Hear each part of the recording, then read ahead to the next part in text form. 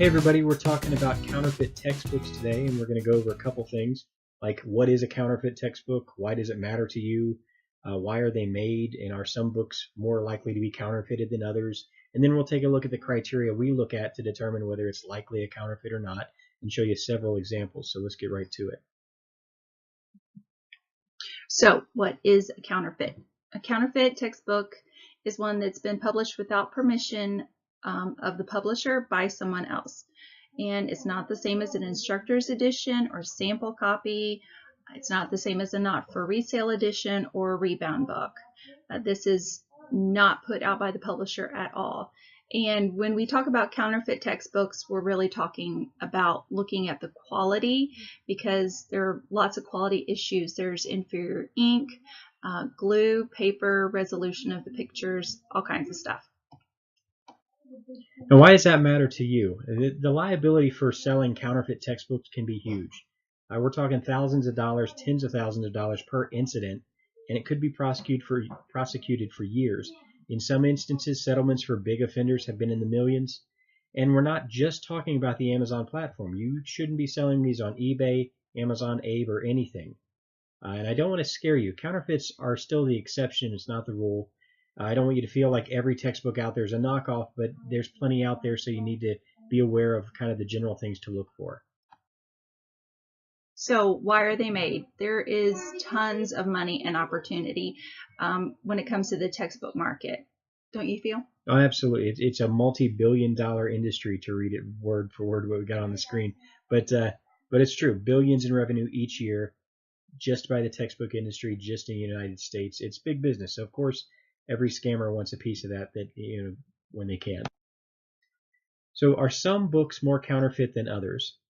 Absolutely. You see the same biggest titles over and over and over. And so we're looking at popular books with great rankings are more likely than others, especially popular, great rankings, and valuable.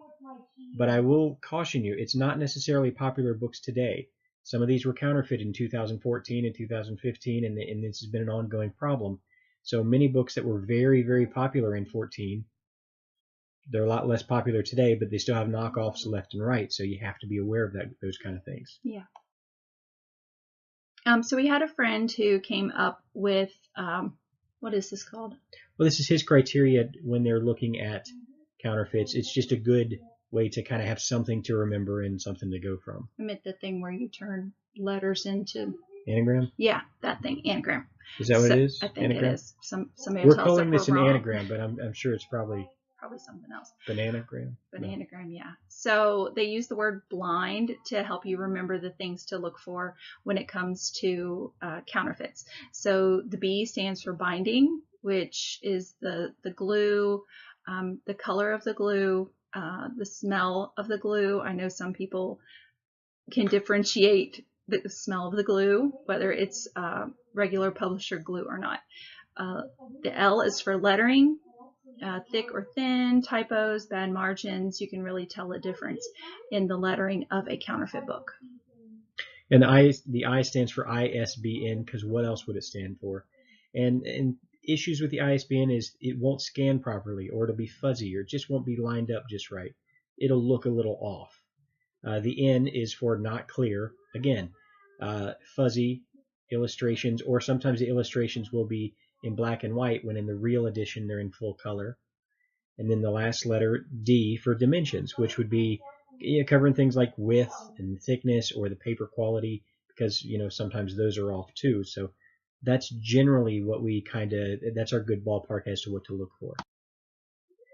Now, I don't want to pretend that we have a comprehensive list or anything like that. There is no such thing as a comprehensive explanation of counterfeit textbooks. It's always going to be quality issues, but if somebody tells you it's comprehensive, they're just wrong, because there's always going to be someone coming up with new things.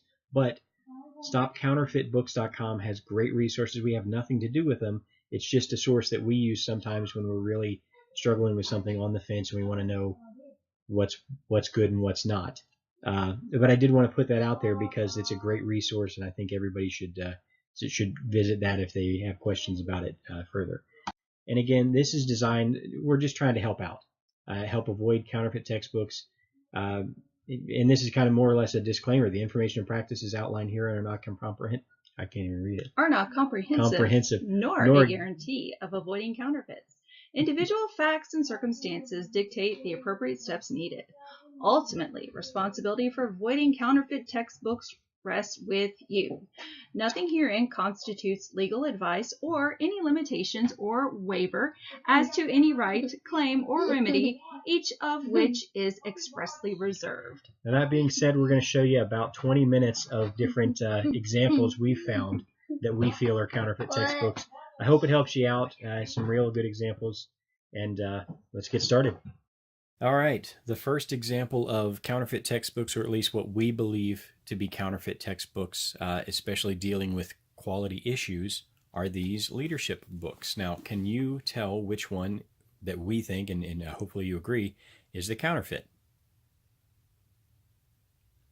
Kind of hard, right? To be honest with you, we kind of think that both of these are counterfeits, and I'll tell you why. We're looking at some very odd margins on the side.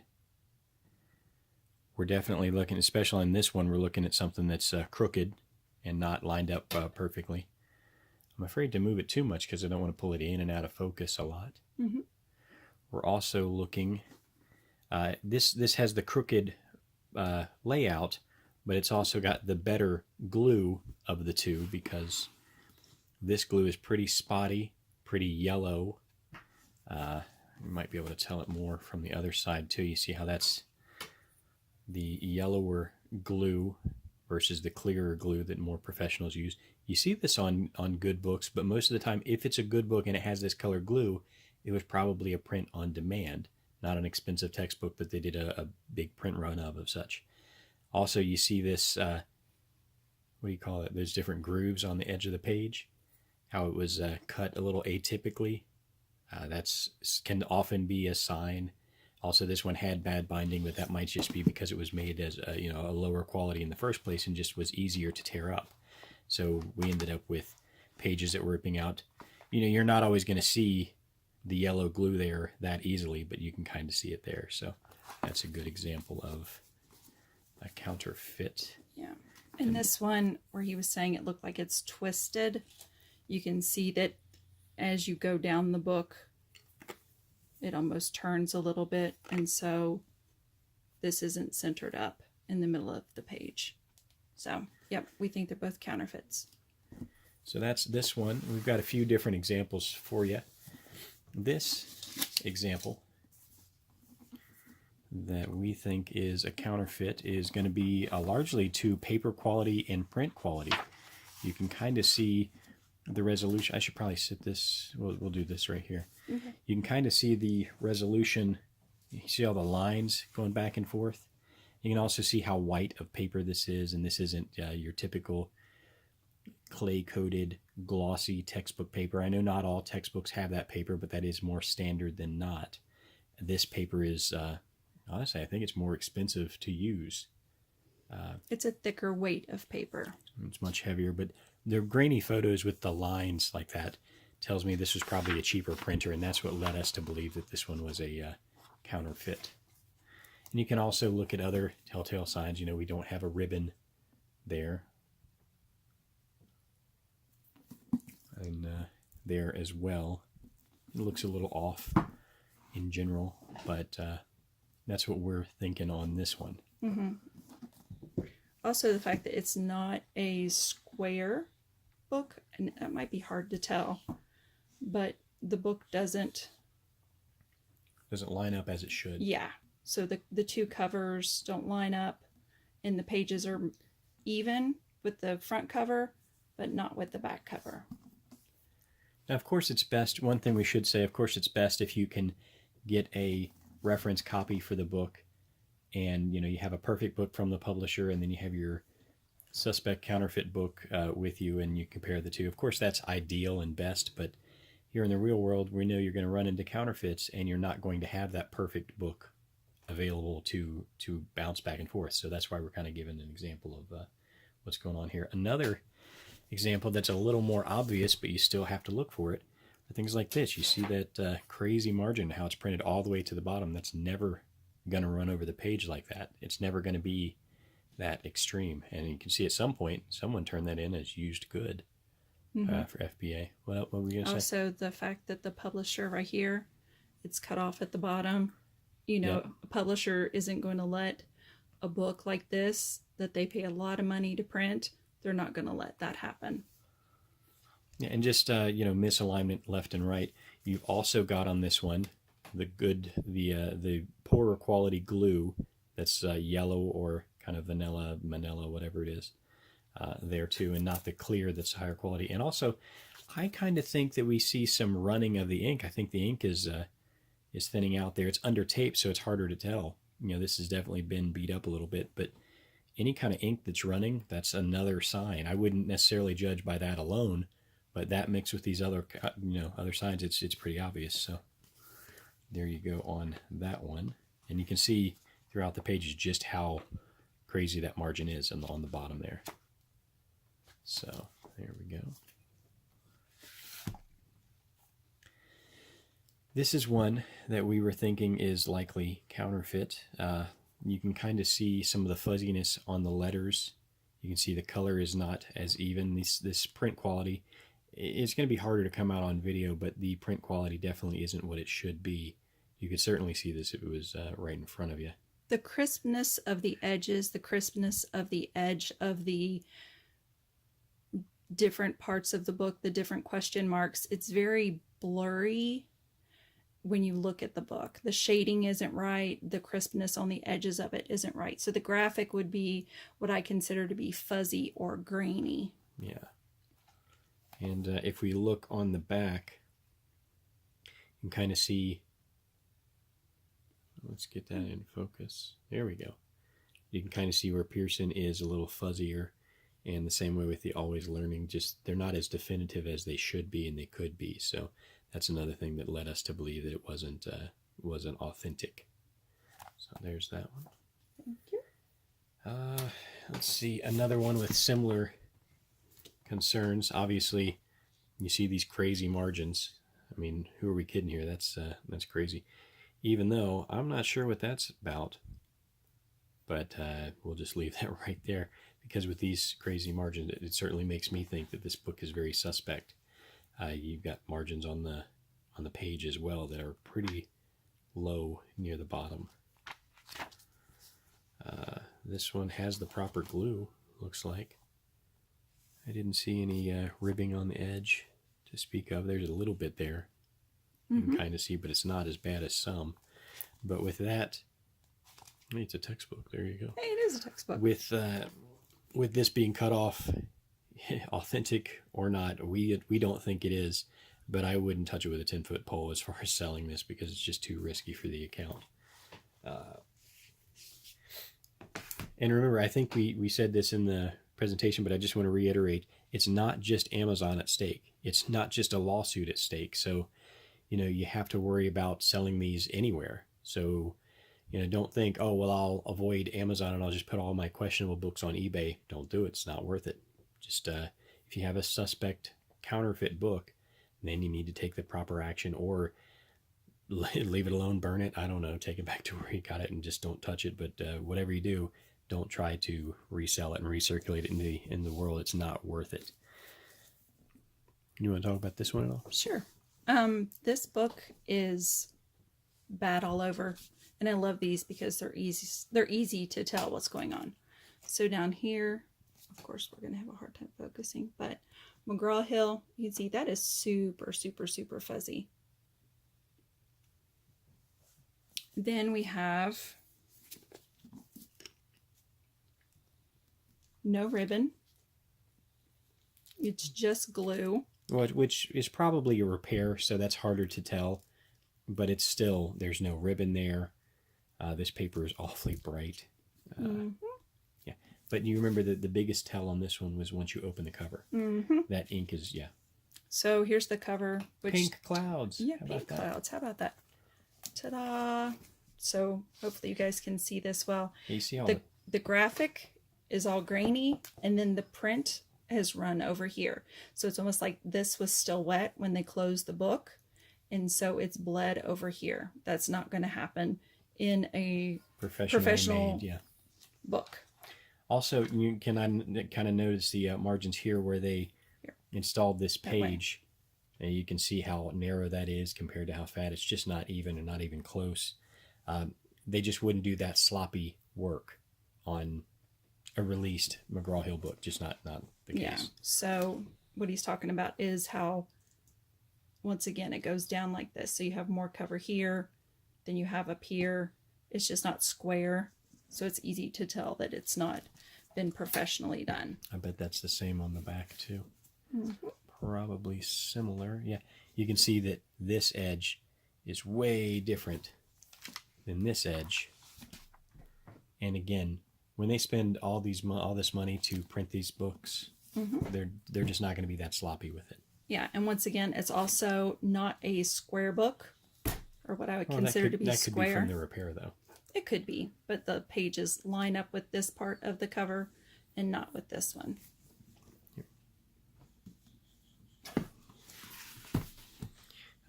This introduction to electrodynamics, and I want to also reiterate, I know we talked about this a little earlier, but all of these are very valuable and pretty popular books, so they're kind of already suspect to be counterfeit. This one, we had the ribbon there, which is usually a good sign, but we have this poor quality glue there. Can you? I can't see it. There we go. See that? There we go. This one's gonna. We really need to get a flashlight on this.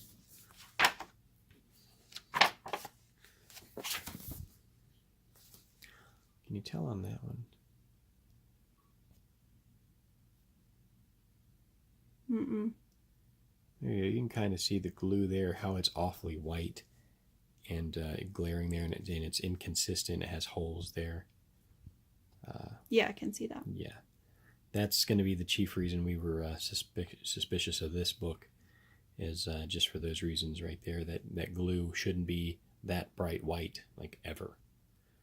And there's other issues too. I mean, I don't even think we have a good valley. When you open this, generally this bows up and you can see, a little tunnel there, and the tunnel here is almost non-existent. It was made by someone who doesn't make high quality books, and for this to be, I don't know what this cost new, but I think it's every bit of a $200 plus book. I know it's going for $100 plus now as it sits.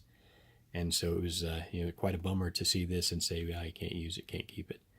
But yeah, that's the biggest reason why we were thinking this was likely counterfeits. Here, let's put that here. And this one, for not only the poor glue quality, you're good, dear. Okay. But also for the poor print quality on the page. You can kind of see this seems to be a little off center. It's awfully narrow margins at the top. The text is a little fuzzy, and it's just overall just not right, if that makes any sense, in addition to the glue. Also, there's discoloring up here on where the name is of the author. There's discoloration on there. So there's that one. Mm-hmm. And let's see, there's probably our best examples. Do you want to go over this one, or do you want to?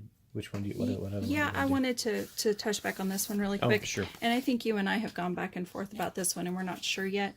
But when an image bleeds over on the edges, like this one does, that's one of the signs we also look for, is if it bleeds over the corners. Absolutely, yeah. That's normally a counterfeit, or something to look at closer to see if it might be a counterfeit. Yeah. This one was, that ink ran so much, and I don't know what you can put on a well-made book to make that ink run, but I mean that's horrible. Yeah, bad ink printing. Was there another issue with this one? I don't remember. I don't think so. I think that was the biggest sign with this one, is just that ink running there on the back. Awfully hard to get that ink to run once it's genuinely dry. Yeah. Surprised there wasn't something else, but I don't know. I would say that most of the books we come across, they don't just have one issue. A majority of them, if they have one issue, they have two. Right, absolutely. Absolutely. So why do we think this one looks wonderful? Mm-hmm. Doesn't it? I mean, I'd buy that, but seriously, it looks like we've got the ink running again on these pages. That's just something you don't see in a standard, normal, good quality textbook. The white glue. Yeah, which, obviously this has come apart at some point and someone along the line has probably repaired it, but it looks like the original glue was the white or yellow glue, so it doesn't look very favorable there. Also, we don't have ribbons, of course. It's harder to tell a counterfeit from an authentic book once they're damaged, and you're trying to ask yourself, am I looking at a repair, or am I looking at damage from the original book? Yeah, that's definitely a weird question, but it does look like the majority of this is white, and there was almost never, the correct glue used. Also, if you were here, you could see this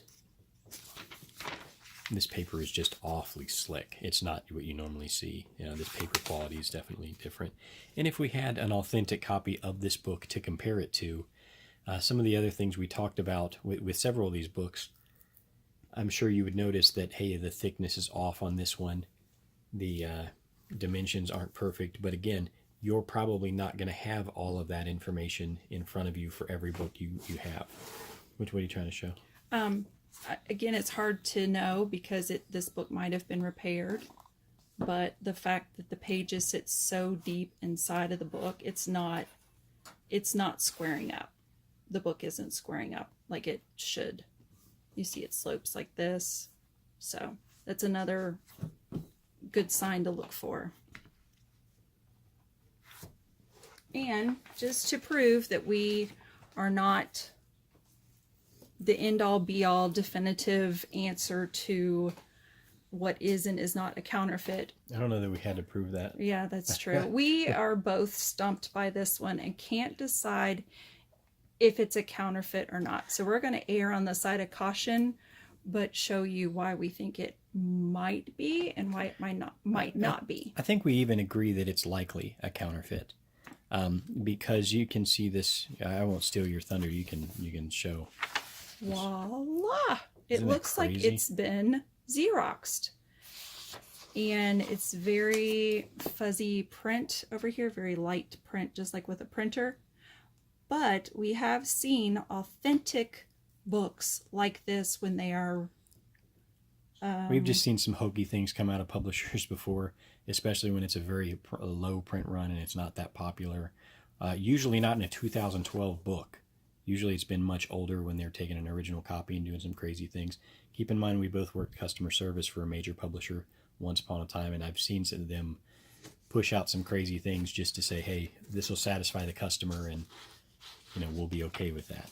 That being said, always err on the side of caution if you see something like this because, I mean, it is what it is, yeah. Now, have you seen print-on-demand books that have quality issues like this? Not like that, no. Yeah, I've never seen that on a print-on-demand Okay. book. So, there's that. And I think that was the only issue we had with this one. That was definitely the biggest one. Yeah. Because the glue seems to be right. I don't see any edging. And again, we don't have an authentic one to compare it to. And you might say, well, poor quality on the cover because some of that's curling up. But gosh, we've seen some great covers curl up like crazy. So that's not necessarily a default. So right. That's what we got in the way of counterfeits. Unless you want to go, we had a couple more we were thinking about doing. Do you want to show any more? Yeah, I was going to show this one here. Do you remember this one? I don't think this is a counterfeit at all. I think this is a publisher mistake that probably shouldn't have been circulated. Do you remember this? No. Okay, because look, this is the cover, obviously, front cover. Right. What? Oh, that's right. So we've got horrible margins, first off, and it's upside down. And it's, if you can see on the edge, you can see this crazy... Let me try to focus it on that. Crazy margins, you yeah. got it. They haven't been cut properly by the mill. So you can see all throughout how this just wasn't cut and assembled. But I don't know. I wouldn't necessarily call this a counterfeit. I wouldn't sell it. I mean, that's easy to say. No, don't sell it. Just throw this fish back. But I don't know that this would be a counterfeit or a publisher error because, those are out there floating too. And hopefully, I don't know. But either way, I wouldn't sell it because I don't think I'd feel safe for it in the current environment of textbooks. But it's got a lot of other good things going for it. It's got a good ribbon, or at least seemed to. It just looks like it's probably something that was meant for the recycle bin and didn't end up there somehow. There you go with that one. But yeah, I thought it was great that upside down. Somebody got some use out of it. So somebody used it. That's right. Absolutely. This is our last one. And of course it's hard to tell in a video, but hopefully you can see the graininess of the graphics. I have the camera in focus as much as I can, but it just seems very grainy. The glue on that one's another strong indicator. Yeah, we've got the wrong color glue on here. It's hard to do stuff backwards in a camera. Again, that glue is okay if it's a print-on-demand book, and I think most people know how to tell that. If it's print-on-demand, it'll have a little report at the back of the book that'll say a couple things, and it's got a little barcode at the back of the book, things like that. And then also the back of the book was very grainy as well. The graphics just did not look good on it at all. The color isn't solid and pure. It's definitely Yep. I think that was the last one, right, dear? I think so. That's it.